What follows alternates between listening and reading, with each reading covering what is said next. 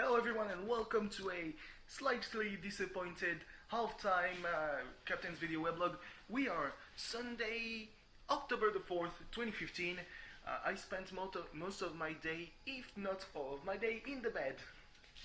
Yesterday was a long day. Um,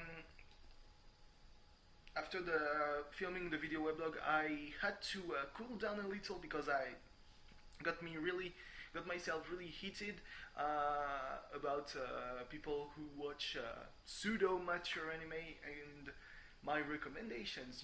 I forgot some stuff like Ghost in the Shell, Akira, or basically anything by Junji Ito, or the more edgy stuff from the 80s. God, there's some really edgy stuff, and like there's no real depth to it, but if you watch it, you're like, hey, this is not at all like the stuff I watched. Like, you think that it's edgy to have someone with a helmet getting their head blown. What if you saw someone without a helmet getting their head blown?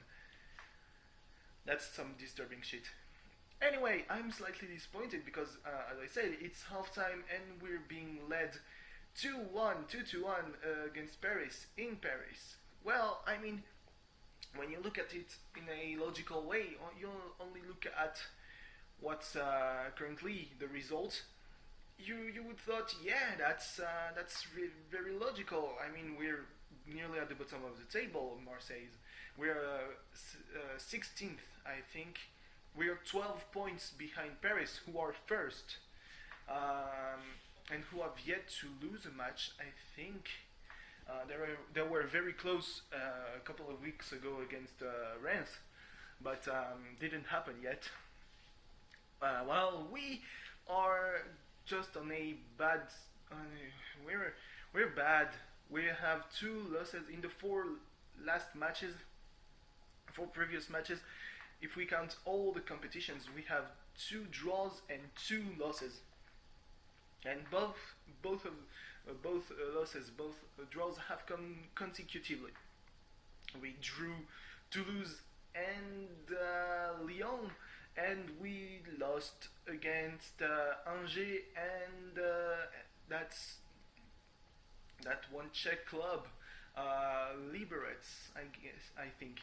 So yeah, today I actually went to bed around 10 p.m., 10 and a half. I wanted to get up by 11 p.m., so I put a sort of alarm. I actually put the countdown, and I thought it would be enough, and it was enough. Except I was apparently too tired, so I just cut the alarm and slept again until 2 a.m., which was something I wanted to avoid doing since there was a WWE event in the middle of the night. Was kind of disappointing, and that's when I ate. I cooked some rice, cooked some meat. Basically, I ate around 4 a.m., which is something terrible to do. And I stayed awake until 6 a.m., or more exactly 5 and a half, half past 5. I forgot to turn off my computer. So when I woke up at 8, I saw it was still on, and I was like, nah, it's not happening. Yeah, I woke up at 8 a.m. And then I slept again and woke up around 10 a.m., which means that I actually did not sleep more than 5 hours consecutively, which is some shit. Then I think I stayed awake until noon, at what time I decided that, hey, maybe I should sleep again, and I slept until 3 p.m. And that's pretty much the start of my day. It's nearly 10 p.m. right now. I'm feeling pretty good, except I'm a bit cold, so maybe I'm a bit sick, which is not a good thing. But would also be expected since there was so much rain yesterday. Holy shit! Not at the end of the day, but the beginning of the day. I spent really most of my day in bed. Like, I was like, hey, I don't need to get up. It's Sunday, nothing's open. So why would I go ahead and do some shit that would require me to be up. Huh? Huh? That's exactly the spirit. So now we're at halftime and we're being led by Paris.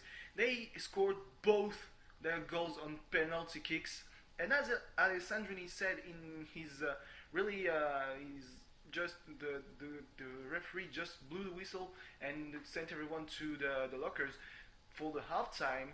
And Alessandrini was interviewed there, and he said, "Yeah, when you're leading 1-0 and you're playing this well, because they play oh so well. Like we we could have been 2 or 3-0 by now, but now 1-0.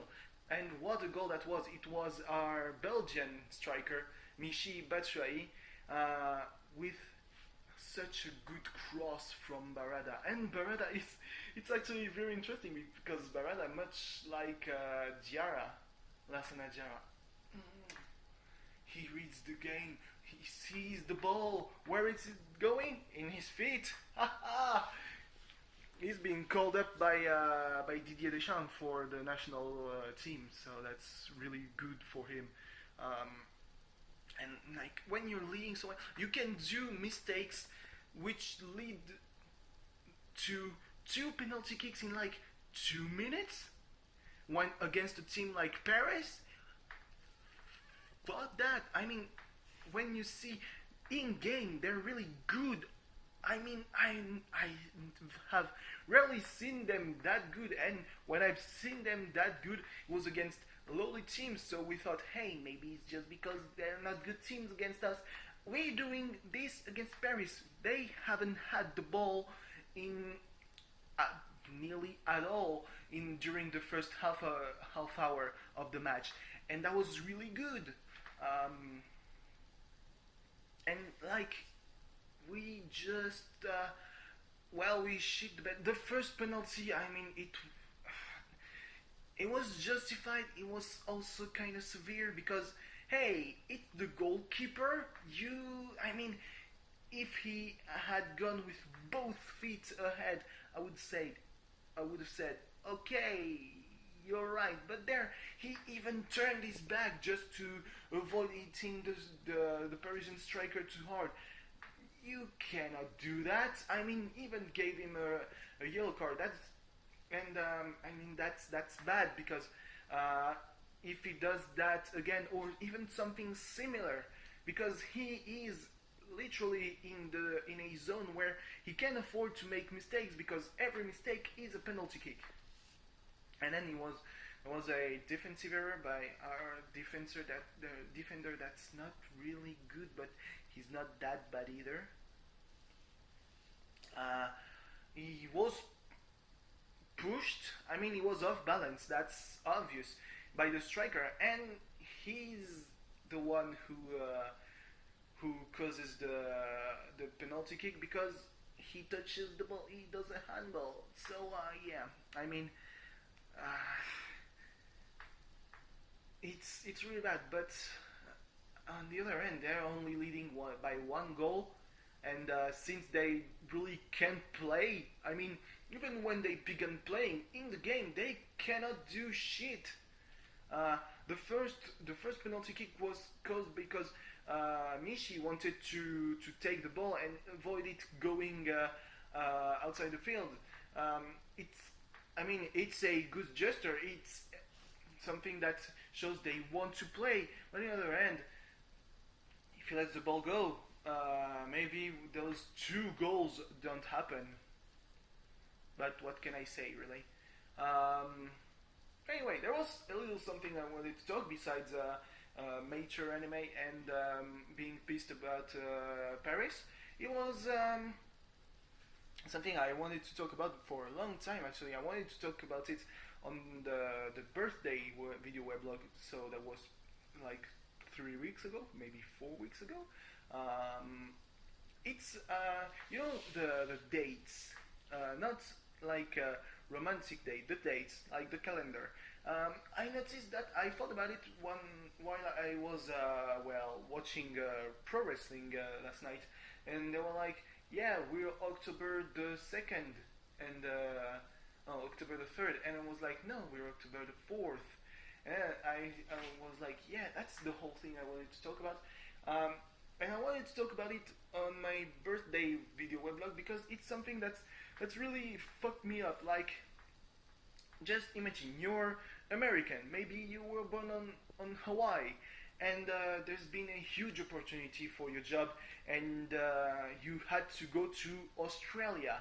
So basically, you've got 20 or so hours of 20 time zones between the place you live and the place you work, the place you grew up, where all your family is, and the place you work.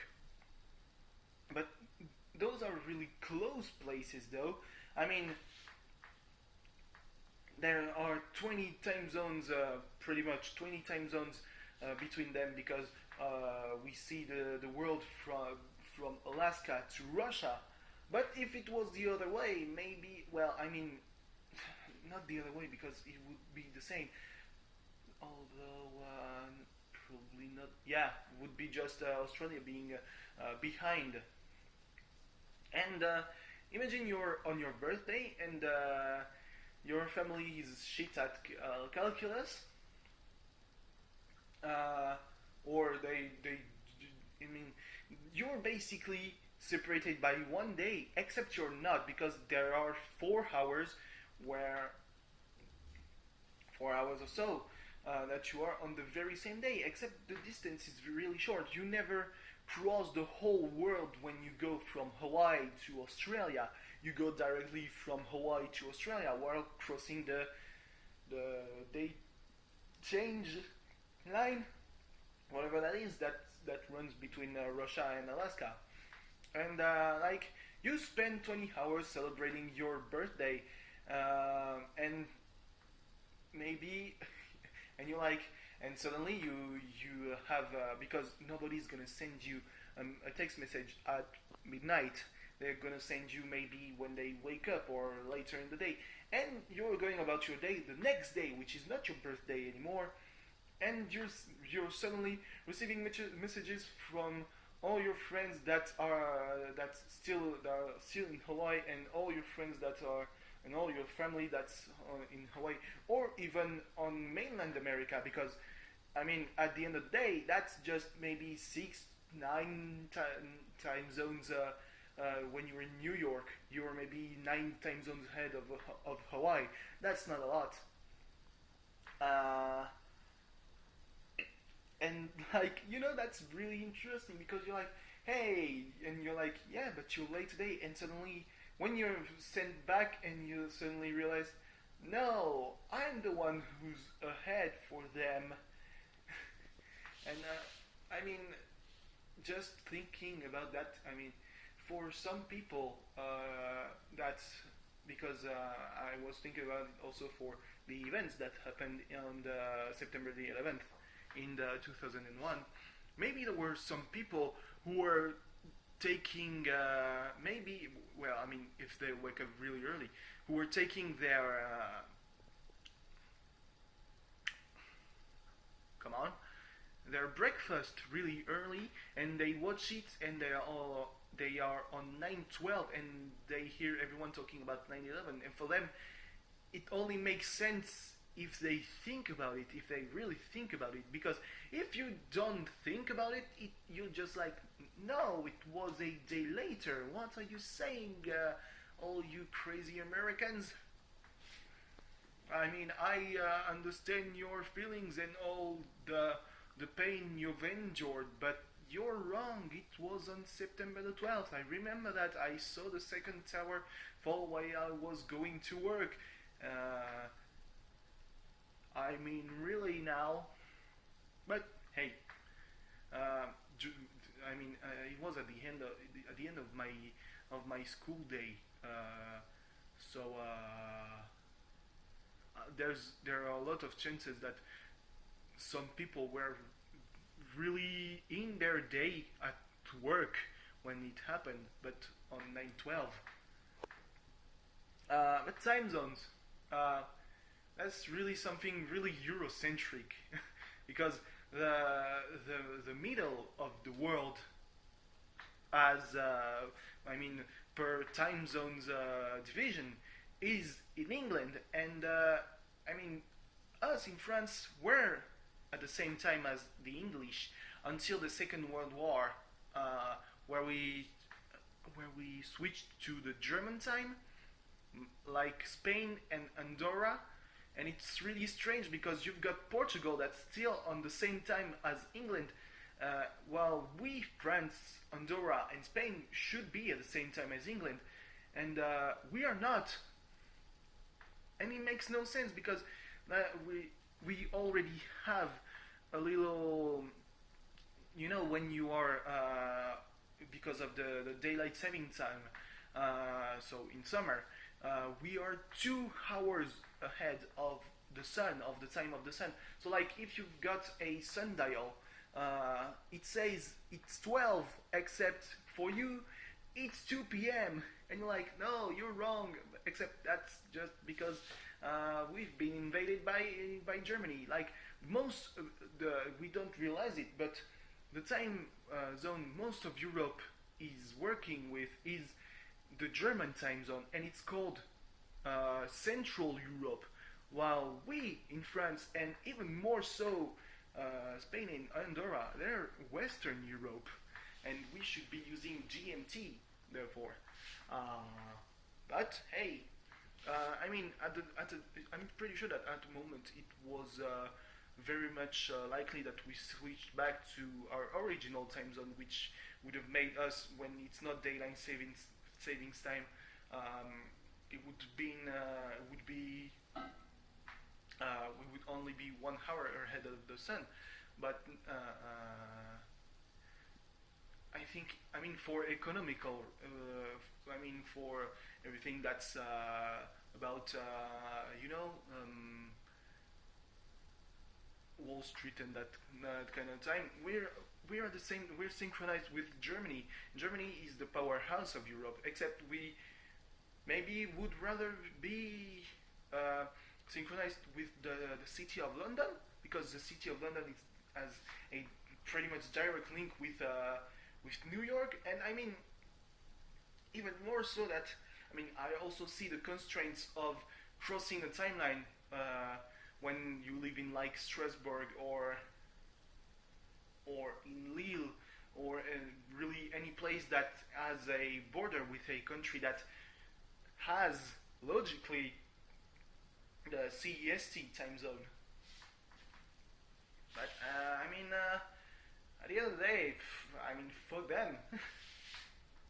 That's I remember when reading some stories, some books that were written before that switch, and you had the farmer or the guy who's going to pick up the grapes, and he woke up around 5 a.m. in the summer, and the sun was already up and pretty well up, and like I've slept. I've done summers where I was still awake at 5 a.m. It's still, I mean, it's sunrise. The sun is not up. The sun really is up around 6:30, and we say that due to global warming and the Earth slowing and all that jazz, the days are getting longer and longer and longer. And I'm like, but this makes no sense. Why would the sun be up at 6 a.m. when it was up at 5 a.m. back then? And they also had daylight savings time. And that's when I learned that we shouldn't be on Germany's time.